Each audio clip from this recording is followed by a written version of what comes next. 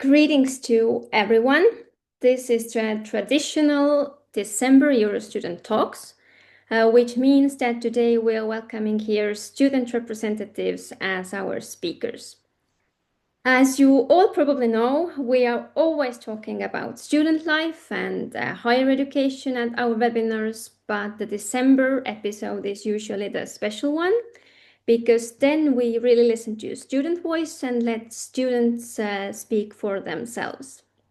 Yesterday evening, when I was prepping for the webinar, I realized that this is already fifth year in a row that we are doing this special December episode. So it's double special today because it's a kind of anniversary for us.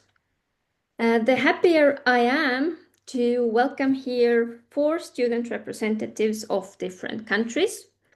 First of all, let's greet Brian O'Mahony from Ireland Student Movement. Hello, Brian. Then we have here Gabija Jusinaite from Lithuanian National Union of Students, greeting to Lithuania as well. Then our third speaker today is Martina De Bono from University Students' Council of Malta. Hello. And last but definitely not least, let's greet Roxana Elena Matei from National Alliance of Student Organizations in Romania. Hello, Roxana Elena. I'm very, very happy to have you all here, and I'm glad that you all took the time and joined the webinar. As I warned you already, we have a warm-up question that is special to December talks, and the aim is to make us all feel a bit more Christmassy. So first of all, I would like to all the speakers describe one Christmas tradition that is specific to your country, or maybe even to your region when it's a bigger country, or just to your culture. So something that is specific to your Christmas, either Christmas evening, Christmas month in general, just one tradition. Maybe we can start from Romania, for example.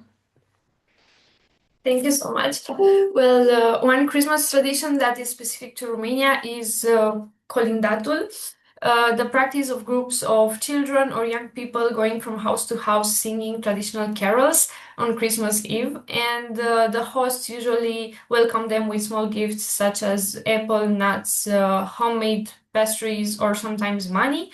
And beyond the festive atmosphere, the tradition is meant to bring actually good luck in those houses. So this is for us. Nice. Did you do it when you were a kid? Yeah, every year. Really nice. Okay, but maybe let's go to Malta then.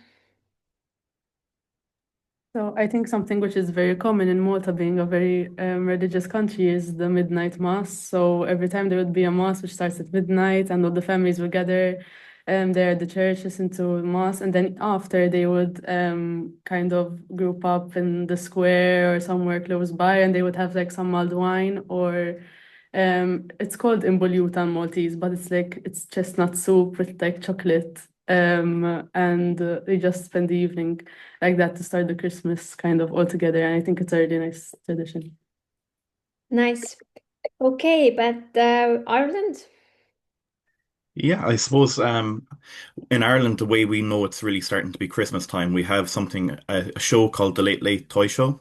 So you have loads of kids trying out different toys for the first time, but it's completely unscripted. So they could be saying anything. It's really funny. There's songs, dances, and little skits and like famous singers that come on. And like all families all over Ireland kind of watch that show together. No matter whether you're a child or an adult, like everyone comes together for that tradition. That sounds really entertaining because kids are always saying really funny things. Yeah, but then Lithuania. Yeah, so this one's very interesting. So during the Christmas Eve dinner, under the tablecloth, sometimes you can put hay straws underneath. And then each family member during the Christmas Eve dinner has to take out a straw and then you compare them. And basically, the family member who has the longest hay straw will live the most fulfilling and longest life, whereas the one who has the shortest might not feel so lucky. I was very scared of this when I was a child, but it's quite a common thing that's done during Christmas Eve.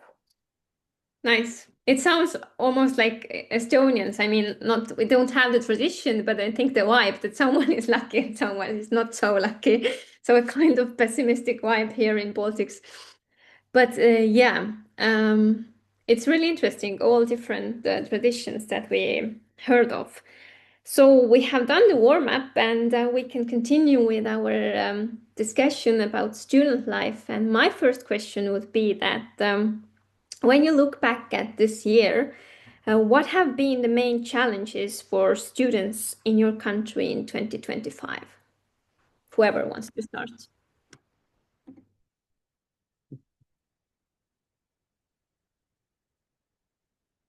I can maybe start, maybe. So in Ireland this year, we came across kind of a few challenges. This year, we would have seen an increase to student fees. So now student tuition fees are €2,500 a year for entry into college, which having that increase for students puts a lot of increased pressure. We have amongst the highest rents for students in Europe, I believe.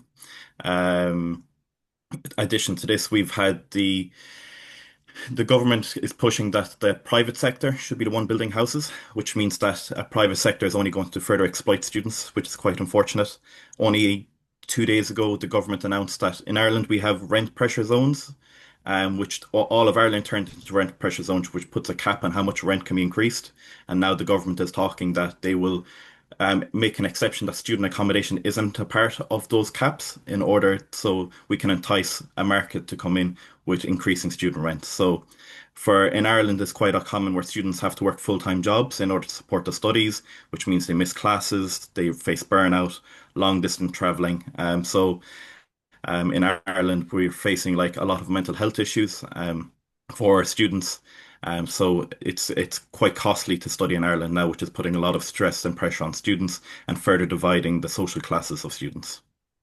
Yeah, it's a pity to hear. I think this inflation is rather high everywhere, and some countries are especially impacted of that. But anybody else?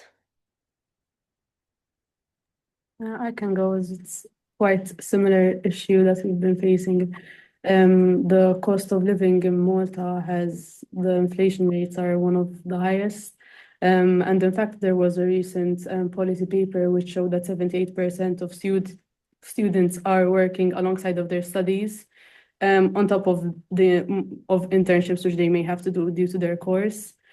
And in the same study, 92% of their replies were just that they need to do so to cover basic expenses, if this is with regards to transport, with basic essentials. So students are trying to cope with everything at once. And as Brian said, it's having quite a effect on them, like they're very burnt out, and they're kind of disregarding their studies to try to cope.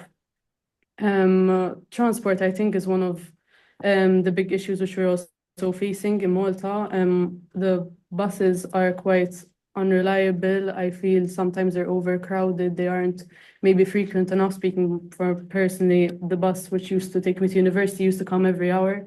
So I would have to leave at 6:30 for the lecture, which starts at 8, even though Malta is so small, because I wouldn't manage otherwise. So I feel like there should be more a stronger kind of transport system.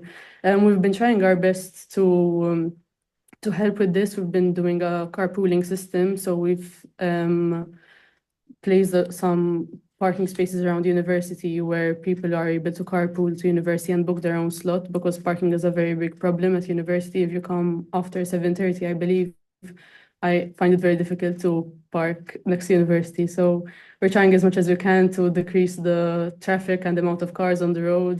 So slowly, we're trying to build this initiative up.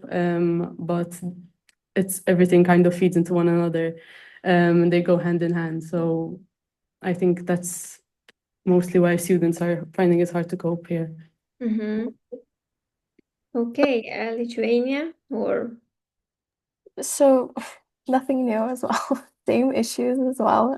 Where students feel pressures of living costs rising, not just living costs, tuition fees as well, inflation is hitting us. We've been having issues with mental health, and it's been getting worse and worse. Um, the problem that I think also is related is that it's hard to be listened to. Like, I think these problems aren't new either. I think if you went back 5 years ago to your first discussion, you might have heard similar things. It's hard to be listened to. It's hard to emphasize that these problems are real and that we're facing these issues related to underfunding and lack of social support for students. Another maybe unique thing is that we have less and less students with disabilities accessing higher education.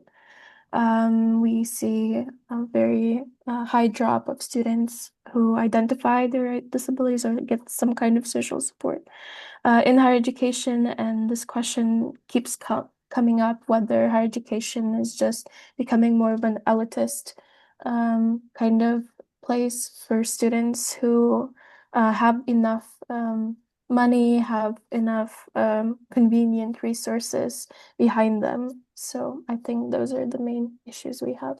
So access in a wider sense as well, access to higher education. Yeah. You mentioned mental health issues, and I think it has been a topic for like past years already, and especially during COVID. But what do you think are those mental health issues also more here and more talked about because of the financial stress that students are facing? Are they somehow like connected? For sure. I think that so what was mentioned before is that a lot of students have to work either part-time or full-time next to their studies, which causes a lot of workload on their end. Financial stress is a very big thing that affects them. They get lower grades, and it's been statistically proven if they work besides studies. And the other thing is personally, we see a rise in expectations for students in higher education. So, for example, there's been increasing policies ensuring mandatory attendance. So it would seem fine if students have enough financial support and social support behind them, but in our case, it's not happening. And from one end, we have this lack of funding. From the other end, we have this increasing workload, mandatory attendance, and all these high expectations. And then students who don't have access to resources, they feel like it's troubling times. Of course, there are other issues as well, like the current geopolitical climate, which is very stressful. And just high expectations for young people. They're rising and rising. And when people don't meet those expectations, they feel undervalued. Mm-hmm. Okay, but Roxana, Elena. Well, for us, the problems and the biggest problems are also because of the underfunding of education. But mostly in the last year, we had this series of austerity measures, which led to reducing access for students to railway transportation and to cut the budget for scholarships in half. So that leads to a lot of students who are not more helped by different social measures. And it's a shame because we know how much needed those measures are, but we will keep fighting for them. And last but not least, in the last period of time, we also had some harassment cases that made out to the press. And well, for good now, we gain this way of reporting the harassment actions anonymously, but we still have to work on accountability and developing these measures. So it's been a full year, and we actually had a lot of national student protests here because all of these austerity measures. So a difficult situation, many topics. But you all mentioned that either cuts or, as Brian said, that government is also maybe even favoring this approach that private sector is having, like it's getting stronger, and maybe it's even unfavoring students more. Is there anything that the policymakers or higher education institutions have done about those challenges that you mentioned? Have done in that sense that is somehow has supported students or at least try to alleviate those challenges and weaknesses in the system? Is there anything? Yeah, for example, in Romania, we had some sort of help to access European funds to cover the scholarships budget, but for now it's still a presumption, so we still need to see the results. But it seems like the society is aware by this. What about other countries? So we've been reworking the loan system nationally. So basically, I think the UK has this type of model where the the return is connected to your wage, basically salary. So we've been reworking that on national level, and we've been getting support from our government on that end. The other thing is, of course, student housing. We don't just have a lack of housing, we have very old housing that doesn't meet hygienic standards anymore. So we've been seeing initiatives, and we've been discussing initiatives that could support renovating housing that is just not good to live in. These are the main things for now. For higher education, there were way more initiatives, but due to the cuts, a lot of them got lost. So for now, we're staying with these ones. So at least some measures are being implemented. What about Malta or Ireland? So from what I've mentioned, financially, we do get some support, which I think is a bit less common. We get a monthly stipend as students, multi-students studying at university. So it's around 100 to 200 euros per month. And during the last budget, there was a 25% increase. So I see that there is, as in the want to support students, but I guess it's maybe there's still obviously the need for more support in that area. So for students, some of them, the 25% increase was 25 euro. So in a way, it's kind of, but from the mental health aspect, we also do have free counseling at the university, which is very, very good and something I can't complain about. Just maybe if the waiting list was a bit shorter, maybe it would make it a bit more accessible to students, because I've heard this feedback from other students with regards to this. And I think the transport wise, I've mentioned that we're doing kind of this carpooling system and has really helped. This year we've expanded it, so there are many more spaces, and for students who make use of it, it's very, very comfortable. So yes, there are efforts to go ongoing to try to combat these issues. But this carpooling is a kind of bottom-up initiative in that sense that students like organized it themselves, not like Yes, support it's from. working kind of in conjunction with the transport sector. So in that way, maybe it's coming from both ends, kind of. But it was our initiative, so Trying to tackle your own problems. Yes, but okay. What about Brian and Ireland? I suppose we've increased the income threshold for our maintenance grant this year. But we still feel that while increasing the income threshold is good, it's still missing out the students that are falling through the gaps in the system already. So while it on face value is a benefit, we feel like the whole grant system needs to be completely reformed and restructured, because it's the ones that need it the most are still falling through the gaps. Through the work that we do with the Higher Education Authority in Ireland, we have a national framework for mental health and suicide prevention now that we're currently reviewing and trying to launch. So this is looking at how we can improve supports and services in higher education institutions across Ireland to actually support students when they need it most. Looking more at upstream approaches when it comes to mental health, to take the weight off the counselling services in Ireland, to prevent students from getting to a crisis stage and get the support when they need it early on. Does it look so that it's getting to work better maybe than the current system? Like, We'll see. are you optimistic? We're hopeful. It's something that we're working on it with Mhm. them in the national union. So we hope that it will do it. There's different things that we're trying to pitch to the Higher Education Authority that would be better strategies to work on for mental health. So it's just a case of seeing will they adopt it as part of the framework or not. Mhm.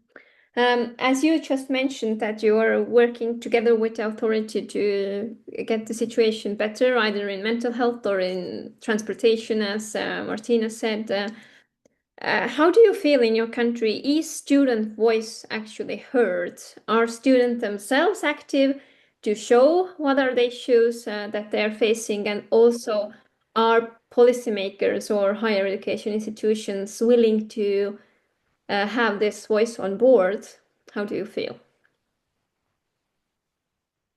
Well, for example, in Romania, we do have active students. We do feel that our voices are being heard, but at the same time, we do feel that education is not a priority for anyone. So actually, that's the thing that we think it leads to a lot of, well, measures that we don't appreciate actually. So we are saying that it's important, but in reality, you can't see maybe the steps that you would like to see. Okay, what about others and student voice? I think that in Ireland anyway, we're heard, but we don't feel listened to, might be the best way to say it. We have the structures where we can input our voice, but very rarely is it, actualized. We see in Ireland there's like across no difference from across Europe an undervaluement in higher education. Seeing it more as a commercial thing where colleges need to find ways of raising monies and being financially sustainable in themselves rather than seeing education and higher education as a public good, a service to building a skilled workforce or the exchange of knowledge. It's losing its purpose where it's become more of a capitalistic based system rather than something that's based for the students. Mm-hmm. It's interesting that you mentioned that the voice is basically there, but maybe not listened to. Yeah, but what about Lithuania and then Malta? So similar things. We're included in the committees and the structures that make decisions. Whether we're heard is another question. Um, a lot of the times we're being told no or not today or this isn't a priority or other things. In general, students as like a social group, I would identify are very low priority, I'd say.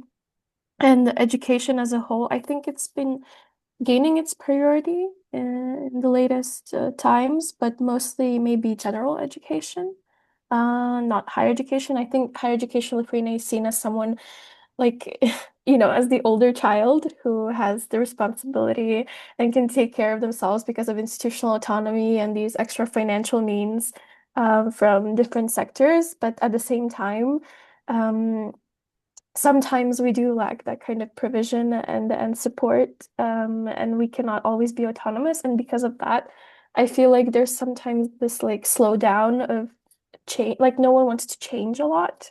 Everyone wants to stay in this comfortable place that we are. Even though times are changing and the environment is changing, funding is changing, everything's changing, but the higher education system wants to kind of stay where it is because it's working right now, even if it's on sticks and stones. But let's just keep it that way. So I feel that's kind of how it feels for us. Mm-hmm. And what about Malta? Yeah, it's pretty much similar for me, and not to repeat, but like we are very much on these boards and committees which you've mentioned, and but we feel that there might still be kind of this distance with truly understanding what students are going through, and I think maybe there could be a bit more effort put into understanding like what the average student is going through, the issues which maybe might not um, be so obvious. So I think it's kind of on the same line as what the others have said as well. Mm-hmm.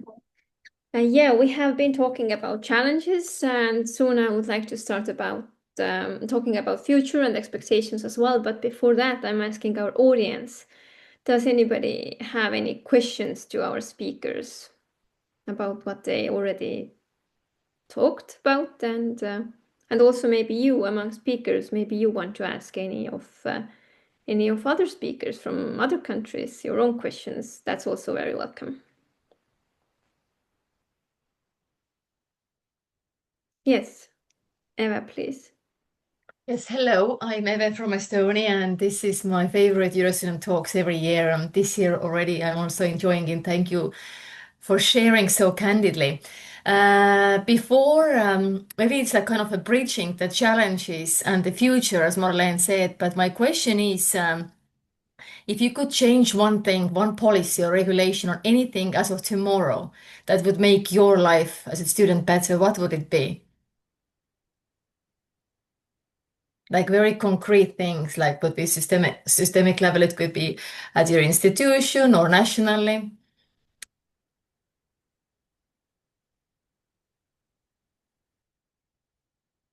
Really good question that you raised. Thank you. It's a bit maybe like hard to think on your feet, that maybe the first thing that comes to mind. The first brave one, please. The first thing that came in my mind is that if tomorrow I could change anything, it will be to set a social measure that helps any student, no matter the economical background, to finish their studies. Because right now, this is the issue we face the most, because they are not able to end their studies. So I think that we should work more to help them. Yeah. I That everyone is has the access and the opportunity to at least get this diploma and get it done. Okay, anybody else who is ready with the answer? I wanted to share because I have a very similar one. I would change the constitution if I could, and I would change it. So right now it says something like that higher education is accessible to everyone according to their own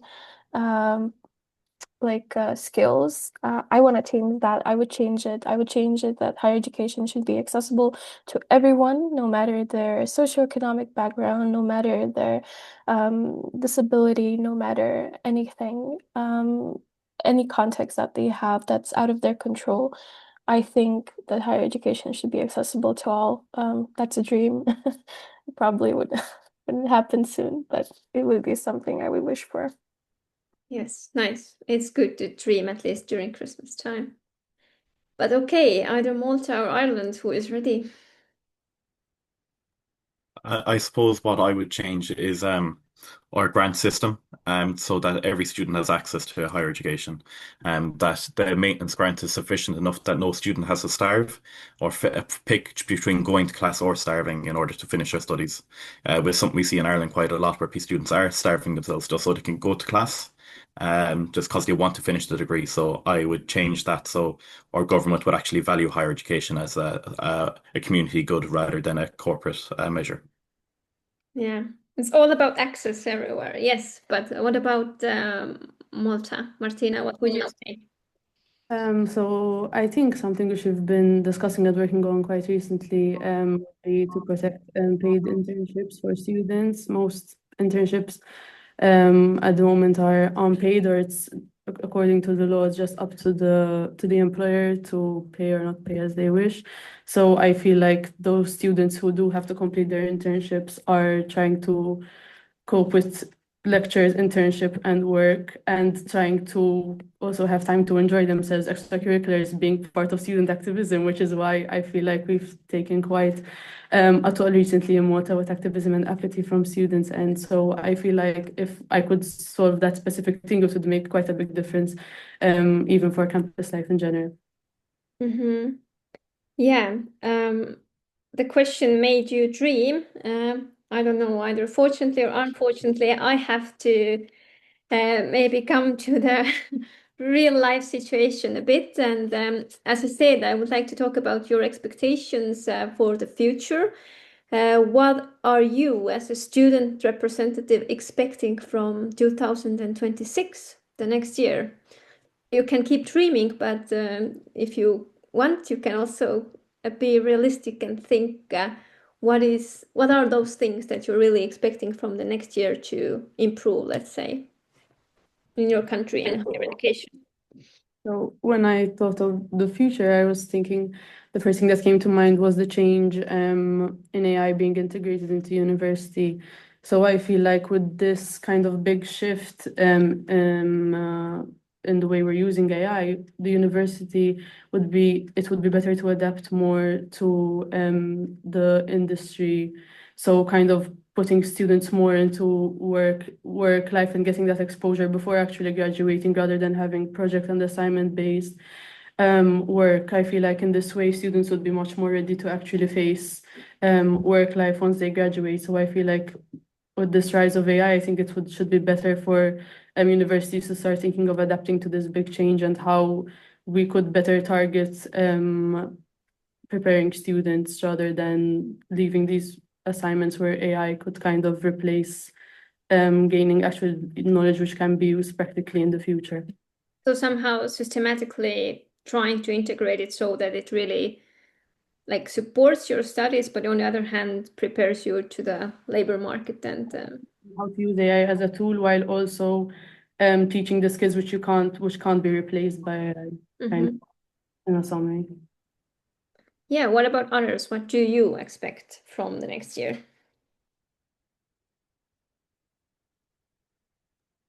Well, of course, I'd prefer to dream and to say that we will have money for anything. We'll integrate AI in our curricula and all of those. But I will be more pragmatic on this one. So, in our country, the National Alliance of Students Organization of Romania, so ANOSR, is developing a report which it shows for each university how well implemented was our National Students' Rights Charter in their university from the perspective of their students. So in the next year, at least we expect the universities to follow those answers and to manage somehow to implement the Students' Rights Charter more well right for their students. This is a very measurable and on point measure that we can expect in the next year. And you can really monitor and see how is it going. And we will, and we will tell them next year. Nice. Okay, but Brian, maybe you can comment. Yeah, I suppose I don't see the finances improving next year, but AI I think is a substantial thing that we're working on for next year. And we've had national frameworks around AI within higher education in Ireland at the moment, and we're meaningfully looking at integrating AI within it. And there's already some examples across the system where it's happening and it's working and it's a part of assessment. So it's making sure we see AI as a great opportunity for updating of assessment regulation. We see that assessment is quite outdated. If people are still doing assessment the exact same style as people's grandparents were, in an old exam hall, writing on a page, closed book exam, it's quite outdated. So AI is the great opportunity to look at different ways of how we can assess learning outcomes, but also make sure that assessment is linked to learning outcomes. So AI seems to be really a hot topic everywhere, and it's understandable, of course, because it's changing a lot. Okay, but Gabia. So hopefully we will succeed in this, but we have a plan to have an agreement with higher education institutions in Lithuania on improving the services of mental health provided to students. We already had an agreement like this. We want to update it because we see, actually based on EUROSTUDENT data, that we do have increased access to mental health services, but the quality isn't efficient and not sufficient enough for students. So we feel like if we could achieve this agreement, renew it, and have higher education institutions commit to making mental health services more accessible, that would be a nice thing to have. So at least you all have something to look forward to, something, so any reforms or also some policy measures that that you hope that are being implemented soon. You all mentioned what you expect from the government or maybe higher education institutions when it comes to integrating AI into studies, but is there also anything that you expect from your fellow students? And if yes, then what would it be?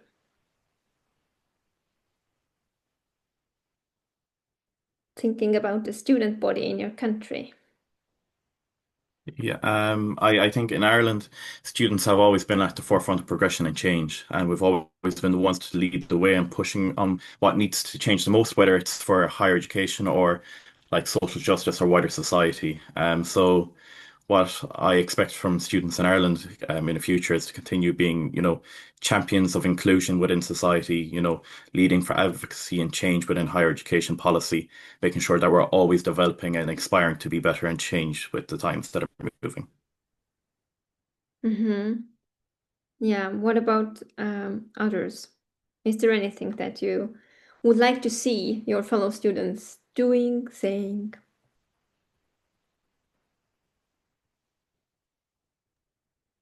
We do expect from them continuous active participation, and somehow we are sure that it will happen. So we will be happy to have them by our side. Mm-hmm. More activism. That's exactly what I was going to say as well. As I mentioned recently in Malta, there has been kind of this apathy from student side with regards to activism. So I would just, if I could say one thing, to kind of encourage as many students as possible to be involved. Although I understand that it's very hectic and it feels like a full-time job, but you don't realize how much you kind of gain from the stuff apart from getting your voice heard and trying to push for change and so on. You also gain a lot personally from the experiences which you wouldn't have gained otherwise. So kind of it's a two-way street. What we expect, we also have to give back. So we should try as much as possible to make our voices heard as well. So that's what I would say. So advertising more that it's a personal growth opportunity as well. Mm. Very, very much. It's a community as well, which we feel like maybe we've been lacking this community on campus, on university. So if we kind of put more effort and give life to these organizations again, it would feel more like a community on campus. So Mm-hmm. Okay, what about others? Any other ideas? I was also thinking that I expect students to remember that even in times of disappointment, of being tired, you can actually use that kind of energy and anger and disappointment and make it into action, meaningful action, speaking up, being involved in democratic processes, and not being scared to say your mind. I expect students to remember that, to be actively involved and not be scared of the word politics. Yes, definitely.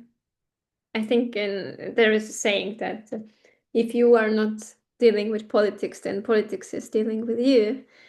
So that is the message I understand. Anything else? Any other ideas? And I'm also, of course, welcoming our audience to step in this discussion as well, either in chat or just raise your hand and comment, ask a question. If anybody has any questions so far, then please feel free.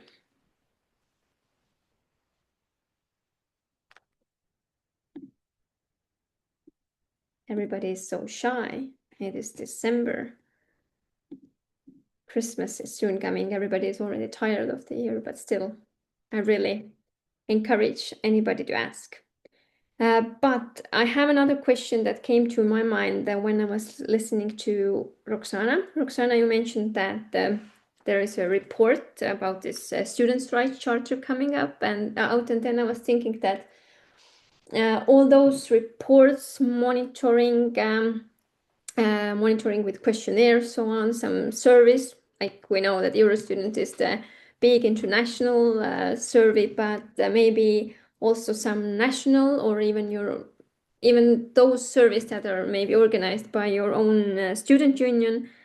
Is it common to have that kind of surveys, reports, gathering feedback? How do you see it? How is it in your country?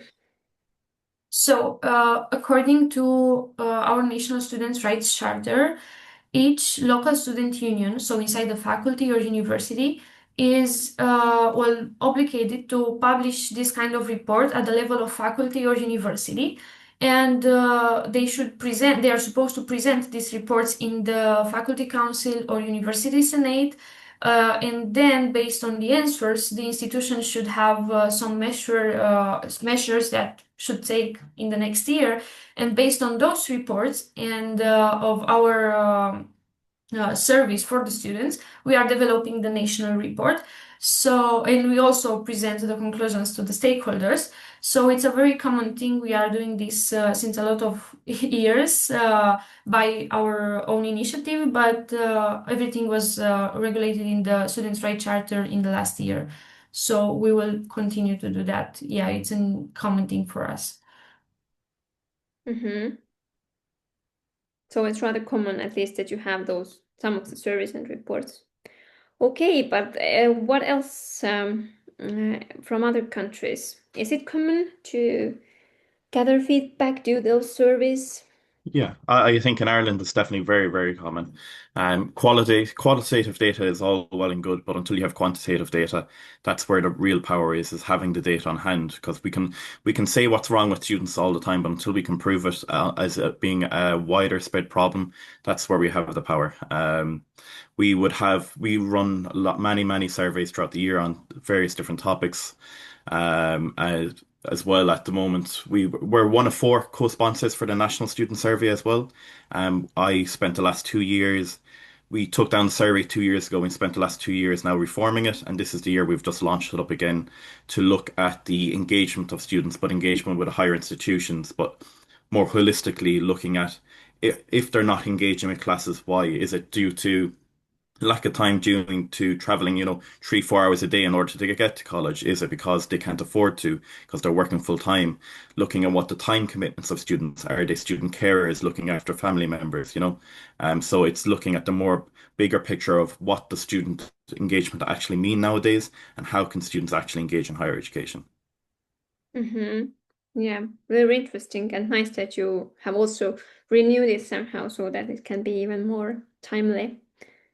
Okay, but Malta or Lithuania, what about you? So we do have surveys that we conduct all the time. We actually did want to copy the Irish and steal their national survey, but we failed once. So that's a funny story for another day. But yeah, we do. The problem with the collecting data, actually, like all higher education institutions collect their individual data. But the problem is that students don't feel like filling out so many surveys and getting the specific sample is a bit difficult. But usually, when the question does affect their needs specifically, or they see a result coming, the feedback loop closes and they see what's being changed and what differs after those results, then yes, we do reporting and we do data. And it's very important for us to achieve any kind of success. But sometimes it's hard because students don't believe in surveys anymore. Mm-hmm. But the load of surveys, I can imagine, is quite big as well. Yeah, but Martina.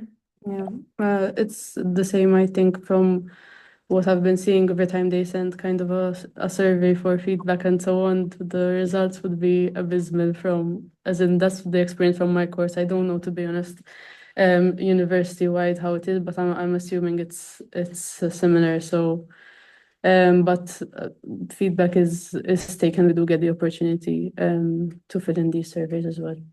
Mm-hmm. I don't know if you are or how familiar you are with EUROSTUDENT, like the core questionnaire, like all different topics, students' expenses, students' time budget, their social economic background, and so on. And also we have those topical modules, those extra topics like finances, like the cost of living now, and financial deprivation, mental health and discrimination, and so on. So is there maybe anything that you don't see at EUROSTUDENT questionnaire at the moment, any topics, but you have thought about that, oh, this would be interesting to see in international comparison? Is there anything like that? Gabia Yes. was already nodding, so please. So most of our most of our student union strategy is based on EuroStudent data. It's very important to us what you do in EuroStudent because we don't have that much national data. However, there is one thing, and I really was hoping that EuroStudent was the one who's going to answer my question. So when you see the different types of costs students face, and usually it's tuition fees and so on and so forth. One of the topics that we're very interested in is additional study costs, like associated with the curricula. So for example, like, maybe doctors, like potential doctors or in medical fields, you have all these study supplies that a lot of students have to buy, and it can become very expensive. And it's hard to compare with other countries how these study costs look like, because we hear this all the time that there's no country who doesn't have additional study costs, but it's hard to compare when there's no data on it. So I think that's one thing that's very useful for us I to know have. that my colleagues from EuroStudent, Silvia and Cordelia, who are doing the data collection and everything centrally, they're listening. So yes, Silvia and Cordelia, I hope that you will gather those ideas from here. Anything else? Yes, as Silvia said, yes, they are. Okay, but any other ideas maybe?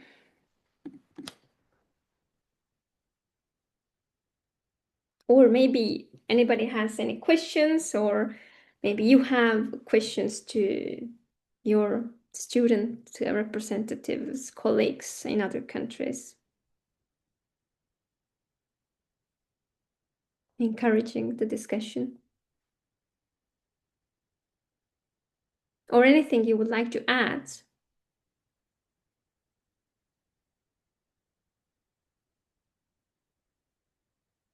Everybody thinking. Can I be selfish and ask a question that I really need an answer to? Yes. I was wondering, I wanted to ask my fellow student representatives. I have a meeting tomorrow regarding to admission systems. I wanted to ask about recognition of prior learning, whether you use it in your admission systems, and how effective do you find it to be? Because I think it's very relevant to us with flexible learning pathways. So that's my question that I wanted to. Feel free. Anybody, advice from other countries?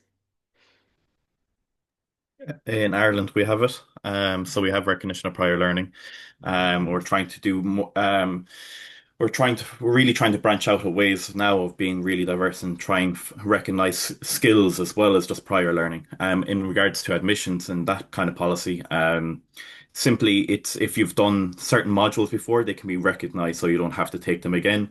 And if you've done multiple ones, they can launch you a couple of years down the line. So we have quite it's recognition of prior learning is quite structured, and within most of our colleges we have recognition of prior learning departments or somebody dedicated as a staff member to that area. So it's something that's quite normalized within our system.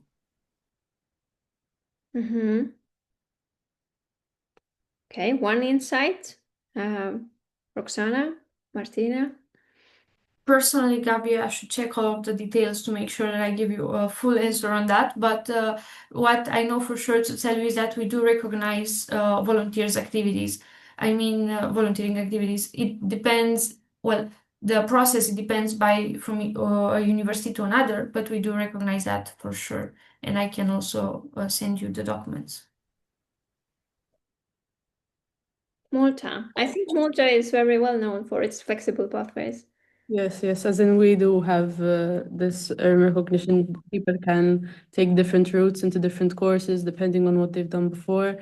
So it's something very, very common, especially in my course. So people haven't maybe got the A-levels, which we've gotten sixth form can enter from different courses or different modules which they've done. So it's something very common which I have in Malta. But if you'd like, I can get some more information and send it to you as well.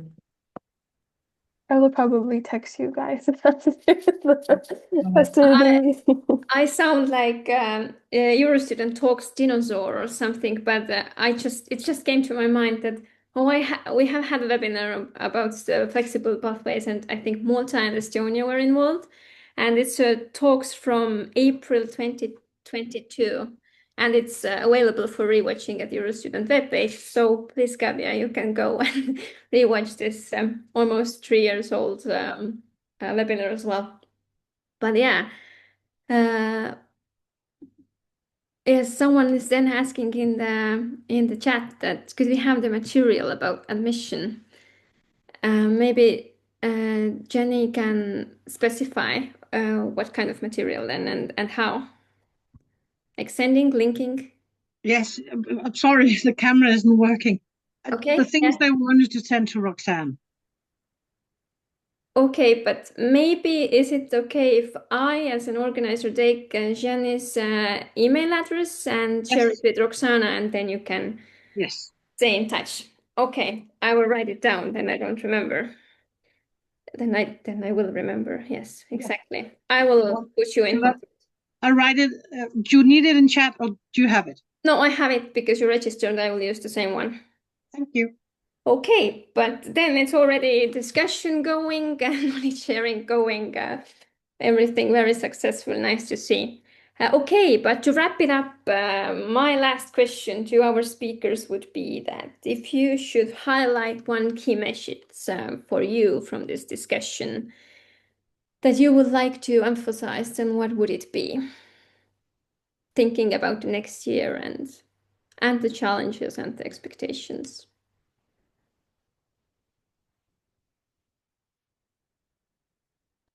Brian, maybe you can start.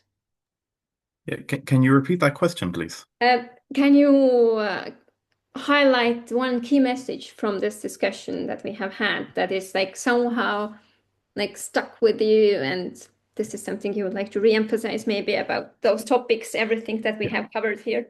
Yeah. So just to put it in a very simple sense is that we need to value higher education. We need to fund higher education, make sure all students have access to higher education.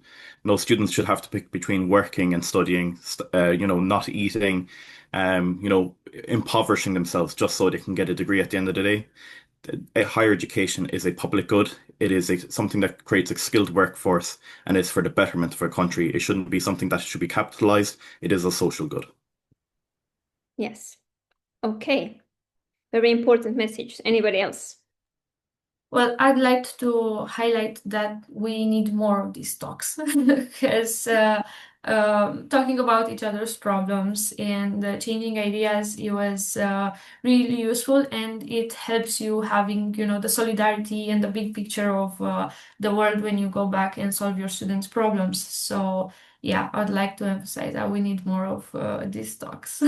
Maybe I should do it in December and in June, twice a year, EUROSTUDENT Talks Student Voice. That's a plan. I can think about it, of course. Okay, but Martina and Gabia.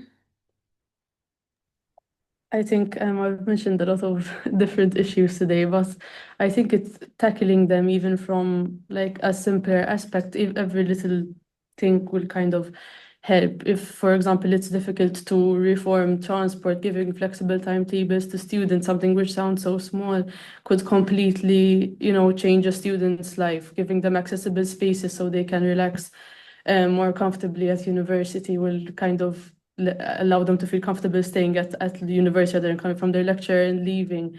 So it's kind of these little things which might seem that they're not really making a difference, but they can change the bigger problems greatly. So maybe trying to see it from a different perspective and trying as much as we can to solve these issues. Taking even small steps. Yeah. Mm-hmm. It's more realistic to be able to get to the end goal if the greater problem may seem too daunting at the moment. Mm-hmm. And Gabia, you can wrap it up with your comments. So I really, really believe in unity.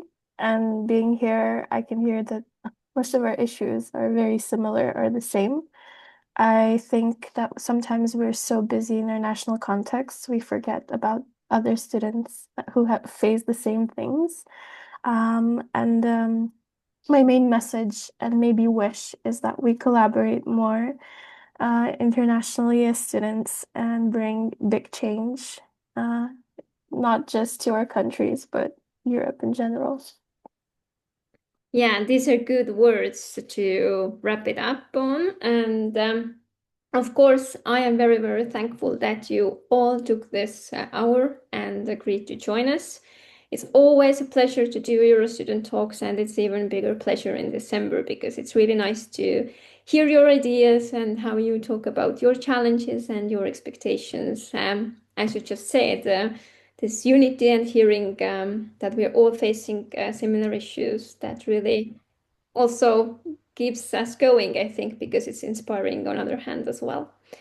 But of course, thanks to all our listeners as well. Thanks for the comments, questions, and I can already say that you can save the date for the first EUROSTUDENT Talks of 2026. It will be on January 22nd, and we're going to talk about Global Access Map. So another topic, another webinar coming in January, and then we'll see you again. Thanks again, everyone, and really, it was a pleasure. Have a nice day. Bye-bye. Thank you. Bye. Bye-bye. Thanks to you as well.